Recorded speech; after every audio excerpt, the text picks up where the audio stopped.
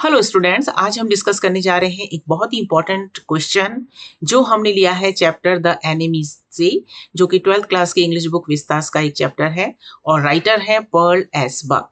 Perl S Buck was an American writer and also known as a humanitarian. She won the Pulitzer Prize for her novel Good Earth in 1932. 1932 में उन्हें उनके novel good अर्थ के लिए Pulitzer prize मिला था और 1938 में उन्हें नोबेल प्राइज मिला था साहित्य के क्षेत्र में। She was a very well known writer from America. America की एक बहुत प्रसिद्ध लेखिका थी। आइए देखते हैं इंपॉर्टेंट क्वेश्चन क्या है और उसका आंसर कैसे लिखा जाएगा। So the question is justify the title the enemy. Enemy जो चैप्टर का टाइटल है उसको जस्टिफाई कीजिए, यानी कि बताइए ये टाइटल सही है या गलत। तो आइए इसका आंसर कैसे लिखेंगे। Pearl S Buck has given a suitable title to the story. जब भी जस्टिफाई द टाइटल नाम से कोई क्वेश्चन आता है तो एक बात हमेशा याद रखिए कि 3-4 सेंटेंस ऐसे होते हैं जो कि कॉमन होते हैं, यानी किसी भी चैप्टर से ये क्वेश्चन आ जाए तो आप उन लाइंस को उस चैप्टर में अप्लाई कर सकते हैं। बस लेखक का नाम बदल जाता है और चैप्टर का नाम बदल जाता है।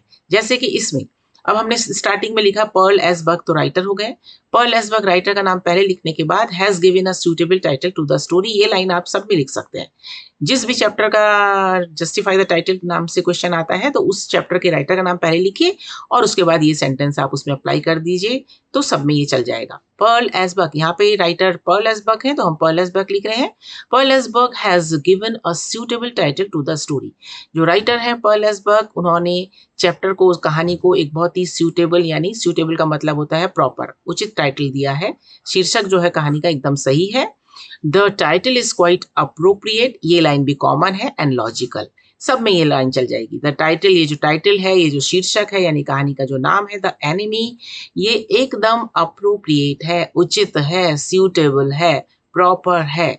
सबका एक ही मीनिंग होता है। क्वाइट का मतलब होता है कंप्लीटली, यानी there is no doubt about it, that quite का मतलब होता है कंप्लीटली, यानी there is no doubt about it that title is appropriate and logical and suitable. इसमें कोई संदेह नहीं है कि जो टाइटल है वो तार्किक है, वो उचित है और अकॉर्डिंग टू द स्टोरी है। तो ये सारे शब्द अप्रोप्रिएट, लॉजिकल, सूटेबल, और साथ ही साथ एक वर्ड और आता है एप्ट। एप्ट का मतलब भी यही होता है। इन सारे चारों शब्दों को आप अपने जस्टिफाई द टाइटल वाले क्वेश्चन में हमेशा अप्लाई करिए, इसे रट लीजिए, अच्छे से याद कर लीजिए, ताकि कभी भी कोई ऐसा क्वेश्चन आए तो उसको आप स्किप ना करें, उसका आंसर कुछ ना कुछ लिख करके जरूर आए। और ये लिखने के बाद जो है ये वाला लाइन भी कॉमन है, the whole story revolves around the enemy soldier. अब जो भी टाइटल है वो किस के अंतर्गत घूमती है, किसके चारों ओर वो कहानी घूमती है, तो उस व्यक्ति का नाम लिख दीजिए आप। द होल स्टोरी माने पूरी कहानी जो है, रिवॉल्व्स माने घूमती है। यहाँ पर ये एनिमी है, ये एनिमी है और पूरी कहानी इसी के चारों ओर घूमती है। जैसे रेड ट्रैप सेलर में, तो रेड ट्रैप जो टाइटल है, तो रेड ट्रैप हम चूहेदानी बनाते हैं, तो सारी कहानी जो है चूहेदानी के चारों ओर घूमती है। The whole story revolves around the red trap, the whole story revolves around the enemy soldiers, the whole story revolves around the last lesson। तो यहाँ पे हमने क्या लिखा है, the whole story revolves around the enemy soldier. तो कहानी में हम देखते हैं कि एक डॉक्टर है, डॉक्टर सदाव, और एक है एनिमी सोल्जर, एक सैनिक है जो उनका शत्रु है, यानी अमेरिका का रहने वाला है। तो उसी की कहानी, उसी को लेकर के सारी कहानी उसी के चारों ओर घूमती रहती है। रिवॉल्व्स माने to move around something. During World War II, a Japanese surgeon, Dr. Sadao, and his wife, Hana, find an injured American prisoner of war। अब आपको जब भी जस्टिफाई वाला टाइटल का क्वेश्चन आता है तो ये तीनों चारों लाइन जो कॉमन है हर आंसर में, उसको लिखने के बाद उस चैप्टर की, उस स्टोरी की, उसकी क्या कहानी है, उसको आप अपने शब्दों में थोड़ा सा 3-4 सेंटेंसेस में लिख दीजिए, तो आंसर आपका कंप्लीट हो जाता है। जैसे कि हमने यहाँ पे लिखा है कि ये कहानी कब की है, during the world War second, द्वितीय विश्व युद्ध की कहानी है। एक जापानीज सर्जन है, जापान का रहने वाला एक व्यक्ति है जो सर्जन है, his name is doctor Sadao, नाम का एक व्यक्ति, there is a person, his name is doctor Sadao, who is a Japanese, who is a surgeon, who is expert in medicine and surgery, तो वो डॉक्टर है, बहुत famous है Japan का। ही वॉज और उसकी एक पत्नी है, ही हैज अ वाइफ, और उसकी पत्नी का नाम है, हिज वाइफ्स नेम इज हाना। तो ये दोनों कहानी के मुख्य पात्र हैं, 3 पात्र हैं। एक तो एनिमी सोल्जर है डॉक्टर सदाओ, और उसकी पत्नी, एक इसमें जनरल भी है।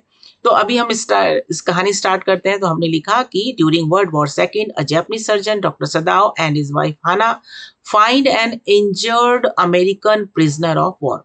उनको एक घायल सैनिक मिलता है जो कि अमेरिका का रहने वाला है, अमेरिकन है, और वो प्रिजनर है, जेल से छूटा हुआ कैदी है, युद्ध का कैदी है। उसको बंदी बना लिया गया होगा, और हो सकता है वो भागने की कोशिश किया होगा तो उसको गोलियां लगी होगी, उसको घायल कर दिया गया होगा।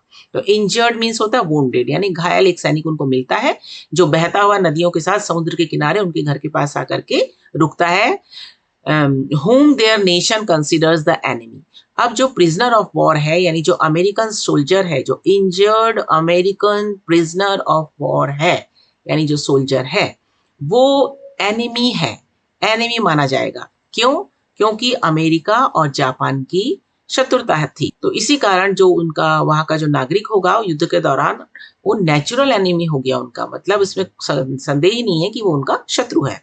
लहरों के साथ बहता हुआ वह उनके डोर स्टेप्स पर पड़ा हुआ दिखाई देता है। The wounded American prisoner of war is natural enemy of doctor Sadao and Hana. Doctor Sadao और हाना जो है वो जापानीज हैं, जापान के रहने वाले हैं। तो ऑब्वियसली ये क्लियर है कि जो अमेरिकन प्रिजनर है, जो अमेरिका का जो कैदी है, सोल्जर है, वो उनका स्वाभाविक रूप से शत्रु हुआ। They should have handed him over to the police. कायदे के अनुसार देखा जाए तो वो उनका दुश्मन है, तो उन्हें सीधे जैसे ही उनको पता चलता है कि ये अमेरिकन प्रिजनर ऑफ वॉर है, प्रिजनर माने होता है कैदी, युद्ध, वॉर मीन्स होता है युद्ध, तो प्रिजनर ऑफ वॉर है, तो उसको तुरंत उनको अपने पुलिस को या आर्मी को हैंड ओवर कर देना चाहिए। हैंड ओवर माने उनको सौंप देना चाहिए कि देखिए हमारे घर के पास हमको ये सैनिक मिला है और ये अमेरिका का रहने वाला है, ये हमारे देश का शत्रु है, तो इसको गिरफ्तार कर लीजिए।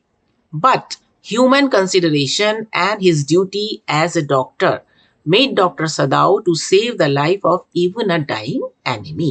कहानी में यही है कि लेकिन ह्यूमन कंसिडरेशन माने मानवता के नाते जो विचार किया गया और उसकी ड्यूटी, जब डॉक्टर सदाओ ने उसको देखा तो डॉक्टर सदाओ ने अपनी ड्यूटी को याद किया। His duty as a doctor, एक डॉक्टर के नाते उसका क्या कर्तव्य है। What is the first duty of a doctor?